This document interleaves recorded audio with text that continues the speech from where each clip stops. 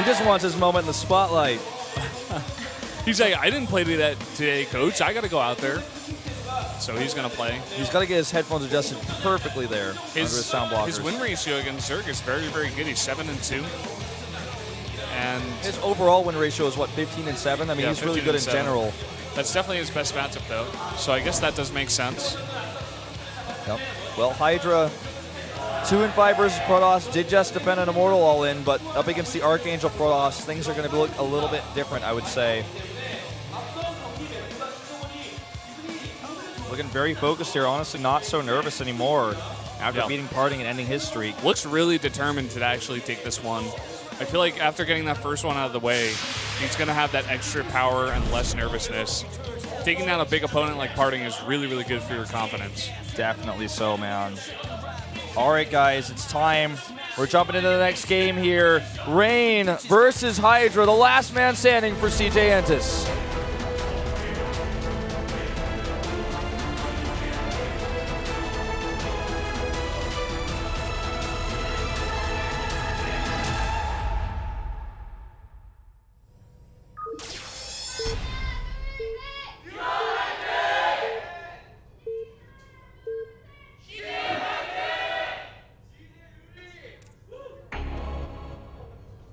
Up here in the top left, the Protoss player in the orange for SK Telecom. It's Rain.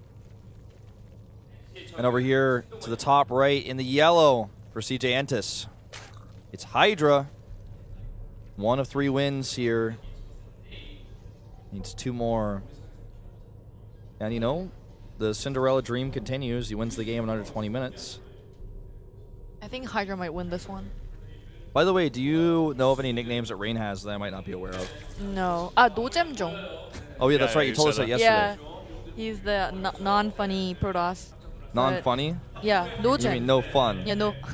Because I'm sure, I mean, he actually could be quite like hilarious otherwise. You know, it could be like a comedian in his spare time. I mean, we don't know that based off of his play style. I don't think he has other nicknames, by the way, but. Except the Archangel Protoss. No.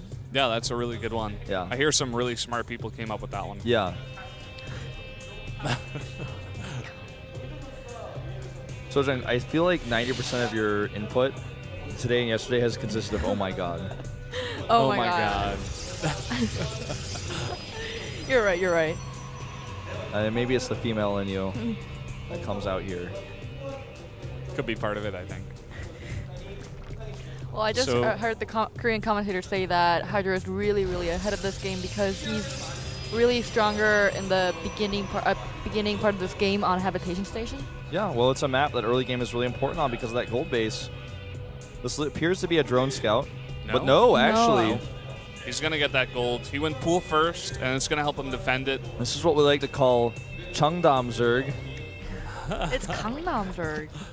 No, that's only for Terran. Why? Because Zergs go to Cheongdam. Okay. Cheongdam also a very, very expensive area. Hip and expensive place. Yeah, isn't it the most expensive like neighborhood in Seoul? Yeah, it's kind of like that one of the top three, I guess. The highest average rent really? in the city. Yep. Yes. Yes. Yes. Yeah. My friend told me what she was paying for her apartment, and I saw it. I was like, okay, I believe it.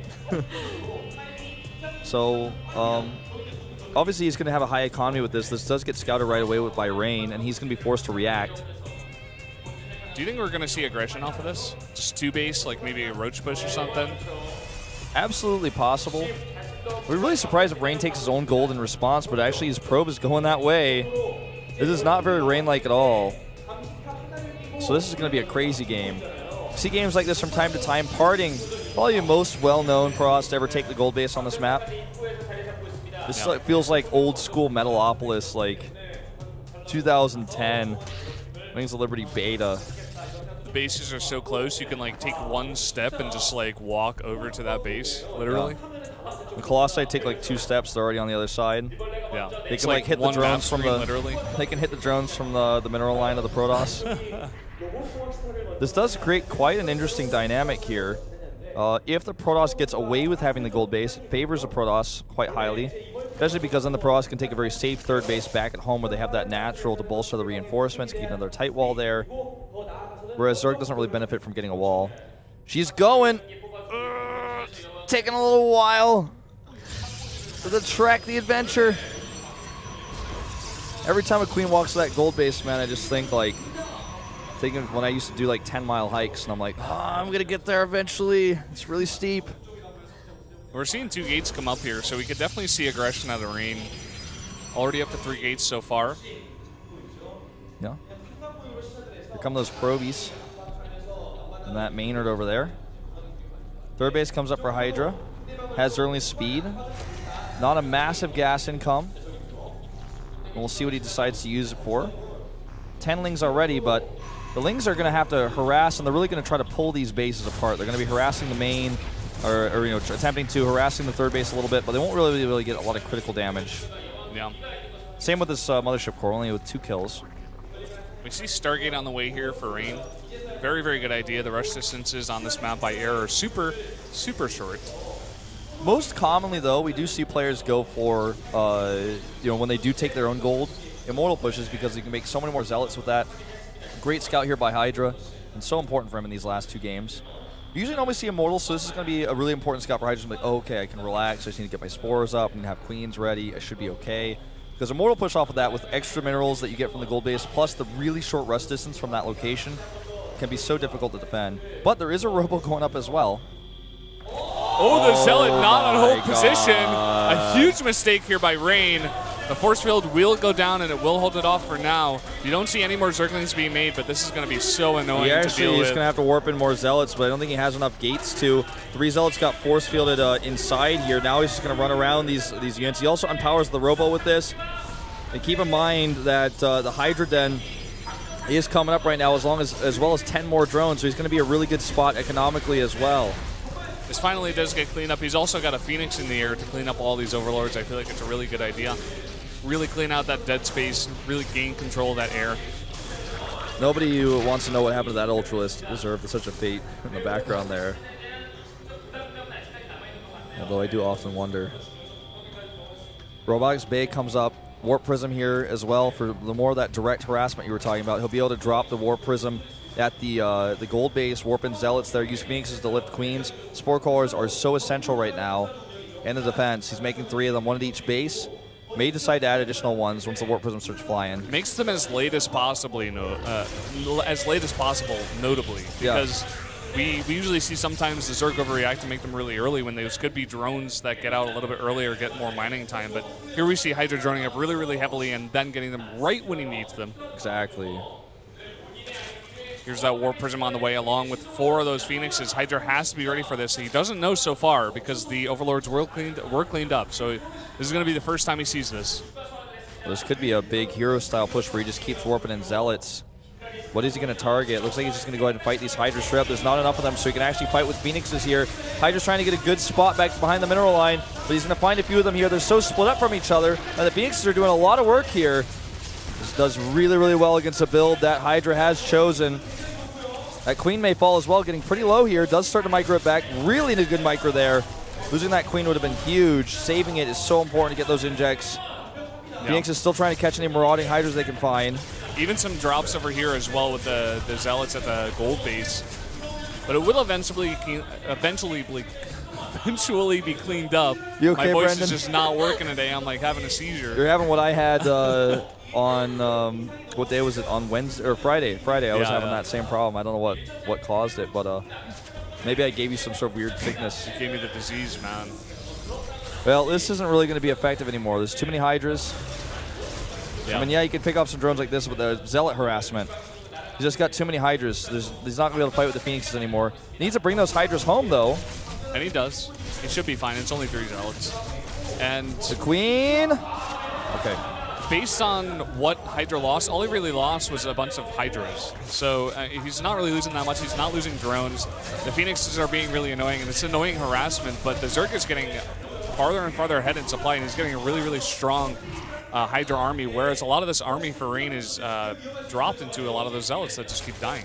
My concern for Hydra is that the third base for Rain is coming up right now, and he's going to have Colossi. Colossi are going to wreck this Hydra-based army, especially because the only other units he's been making are Speedlings, which are going to face the same fate. He does have a few Void Rays out to help deal with the Corruptors as well, so it feels like you know, as far as army size go, Hydra is very much ahead. When it comes to tech and how these armies are going to collide compositionally, Rain is 2 steps ahead right now. Now the Colossi and the Void Rays getting ready for the Corruptors. And now he's going to start to see this with his Overseer, and he's going to be very unhappy. He's going to try to delay this, it looks like. And he gets it. He delays that Colossus. That's the 3rd Colossus right now, and this I know allows maybe a little bit more aggression here from Hydra. With all these Hydras, with a few cannons being queued up right now, he's actually not comfortable enough to move down with his Colossi yet. He doesn't have enough supporting units, and Hydra is doing some damage here. Force fields are good, though. They're going to keep those Hydras out for a long time. The Zerglings still have to be dealt with, though. The Nexus Cannon is up, as well as a couple of cannons, it looks like there. Or just one cannon does go down now. These 2 Colossi starting to go to work on a small group of Hydras, gets them for free here, and the Force Fields are working against those Hydras again. He's just trying to fight that directly. 3rd Colossus is out, but he needs his Void Rays to fight. He needs a few more Stalkers, and there are the Void Rays. Prismatic alignment is active. And he's going to continue to engage. He's even using his Phoenixes to help out. But the Colossi need to come down, and here they come. Colossi are down. There's not that big of a number of Hydras here, especially with that Nexus Cannon in the back. He kind of gets cornered here and is forced to leave and loses a lot of Hydras. But the Corruptors are still in the air, and they are doing damage, but they're being chased right now by the Phoenixes. Chased away, and this composition for Hydra is getting weaker and weaker by the minute here. More and more Colossi join the battle. More Void Rays, and the Corruptor count is getting higher. But he's really got a limited window of time to make this composition work. His gold base was up first. It's being mined out first. Once he loses that economy, it's going to be a 2-base Zerg against a 2.5 base Protoss, essentially, and that's never ideal. With those extra minerals, he can afford to make these cannons because he knows if he lives a little bit longer, he's going to take this game. More Void gates Rays going up. Continuously on the way as well. Colossi still in the mix. Phoenix does get caught out there, but not the biggest deal in the world. He's going to try to take a 4th base here. I think that's smart. I think he's got to drag this late game, and this attack isn't going to do much more damage. So terrifying right now to be Hydra. He's the team's last hope right now in this game. And here come those Corruptors now roaming around, trying to find some Colossi, trying to find a lone Void Ray. This push still could work. It's just going to be so difficult. He needs to get a really good position here with his Corruptors. He needs to do a lot of damage to the Colossi before he starts trying to fight with all those Hydras.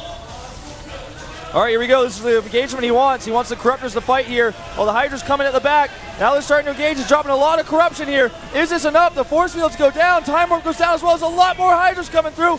And all the Void Rays are almost gone. He's actually targeting the Colossi instead. The army gets pushed back for now. And Rain lives. Rain does live for now, but he did take out 2 of those Colossi, Hydra did, and he's still on the attack. He's still got a lot of Hydras in this mix. A very, very tense situation here for both of these players. All right, he's coming in again. There's a lot of Zealots to tank, and that Void Ray in the sky helps out so much. His push feels like it's getting weaker and weaker. He doesn't have the Corruptors to support it anymore. Needs those Corruptors. Can't just fight against even just 1 Colossi with 2 Corruptors. It's not enough. Especially with Void Rays coming out every minute. He's got 2 right now. And the Void Rays actually do okay against the Hydras with good Force Fields, and when you have this many, Colossi shots going off, Void Rays just finish things off. They're flying units, they stack like that. 4 more Hydras and 3 more Corruptors. It's looking really, really tough right now for Hydra. Rain has those additional gateways he just added to make more and more gateway units to help deal with the Corruptors as well. His army is looking really solid right now. He's also completely cut, notice, Colossi from production. He wants to make a gateway army because he knows with this many Stalkers and even the 1 Colossus, he can annihilate the small Corruptor count and then just push his way through. Supply's now in his favor as well. Never a good thing for a Zerg to be behind in supply against any race. Yeah, especially with this many high-tech units. Sojung just noted that the time right now is at 17:25. It's getting really, really close to that 20-minute mark. Yep. And Hydra, known for losing if it goes after 20 minutes. Ooh, this is just really, really tense right now. I feel like Hydra's just waiting, but building a composition still that's weaker than his opponents. It's like he knows that a fireball is coming his way, but he's trying to build a barrier of ice. It's just not the right. That's not the right way. Now it's time finally starts a Roach Horn, which will help him a little bit here. Those Roaches are a lot more tanky. They can tank a lot more Colossi shots and get up in the front to do that extra damage. This 4th base, if he can actually kill this with his Zerglings, that could be quite helpful. Might force the Protoss army to turn around here. Yeah, definitely gonna have to cancel that. Over here. It's going to be a cancel. It warps on 1 Stalker. It's not going to be enough. Stalker's I'll take you all on. Stalker will actually be fine, most likely, because the rest of the army comes back. Reveals the blink. So now Hydra knows that there's blink. He cannot overcommit because he'll just be blinked after. Hydra's speed is almost done. He's been fighting this entire game without it, mind you. It was actually impossible to believe for me. I'm like, oh my god, I can't believe he didn't have that the whole time. +1 is also about to finish, which will put him 1 upgrade set behind Rain rather than 2, but right now he's 2 sets behind. This Colossus can do so much work, and the prismatic alignment on the Void Rays will make those Corruptors go down in no time. And here we go! Corruptors engaged right now. Prismatic alignment is dropped instantly. One Colossus goes down. The Colossi not actually really fighting the Hydras that much, but is there enough ground army to defeat him anyway? I think there might be. There's so many Stalkers. He blinks on top. He blinks on top and he eliminates all of the Hydras from this. Rain has done it with a huge push here at the end. He just has way too many heavily upgraded Stalkers right now. And this is going to be it. He pushes his way forward, blinks forward, and just like Rain, no BM, no dancing of the Stalkers. He's just going to end it. He's just going to attack. Not going to be flashy, not going to be greedy, not going to be mean. He's just going to force his way through. I take it back. The Nexus is cute here as well. And Hydra knows this game is over. Just staying in it for his pride's sake. He did do one good game here. But look at that, 20 minutes and 30 seconds. Cinderella time is over. His time is up. Rain has done it, and he's going to force a day 3 here with that win. SK Telecom wins Pro League Monday. Wow, and we are going to have that game tomorrow now as well. He looks happy. I got to say, I feel like this match may have been decided by the poor choice to put Hero out early. I think that was way too risky, and that cost them really, really big here. I think what they had in mind was they had a certain 4 players they wanted to play. They wanted to play Hydra today instead of Hush. And what happened was they needed to have someone to take out Parting on that map. They felt the best choice was Hero, and they put him out early, and he got sniped. So from there, it was all downhill for CJ. Byung came out, he got sniped as well. And it was just too much. Too much indeed. Rough day for CJ, but they did take that early win yesterday. So now everything's going to be decided again in that predetermined format. We'll be so stoked to tell you guys what the order on the players is for that coming up. Because that's going to decide, It'd be so funny if it's Dark versus Bunny in the first game. I actually think it will be. Yeah, I wouldn't be surprised. It's just going to be so funny when it is. History has a tendency to repeat itself, man. Deep. I'm so deep. Deep thoughts from the Wolf. Head Coach Park doesn't look satisfied also. Of course not. Obviously. I mean, that's a rough loss to take. Uv also doesn't look satisfied. Yeah, what's up with Uv, man? He's like, we should have won that 4-0.